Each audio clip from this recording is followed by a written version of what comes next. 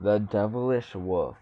In a forest with trees bigger than skyscrapers, a small boy named Jason was roaming the forest. He wasn't very strong and he was very skinny.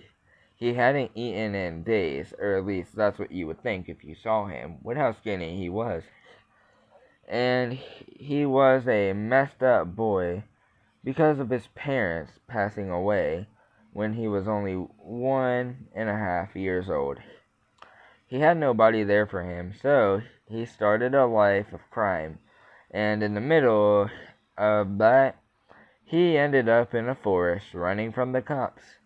When he thought that he had lost the cops, well, he stopped and took a big breath, and exhaled, and looked around and saw nothing, but heard rustling in the bushes.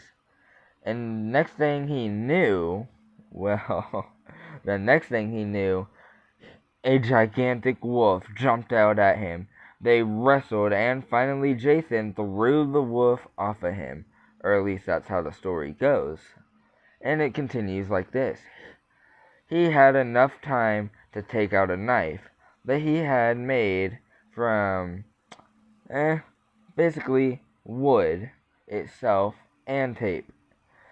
He made it from a building, and yeah, he started cutting up that creature's skin. He started cutting it and making it into a handle.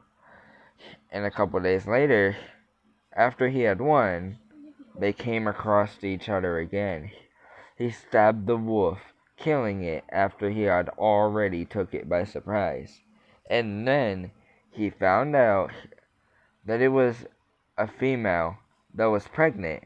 So he grabbed all of the babies and ran. And then, in a matter of minutes, a bunch more wolves ran out and started attacking him from the bushes, the trees, and even the ground itself.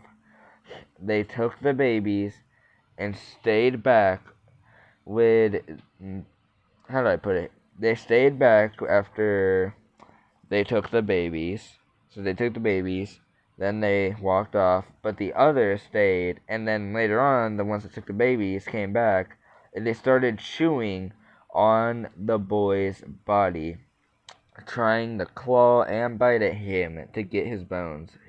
They started chewing everywhere, from his face to his feet. They started ripping his arms and legs off, and the wolves, at night, they had now made it so the boy's spirit was now in the woods haunting anyone that came by. But the boy's body was obviously never seen again. Hope y'all like this confusing horror story short. Please comment, like, and subscribe.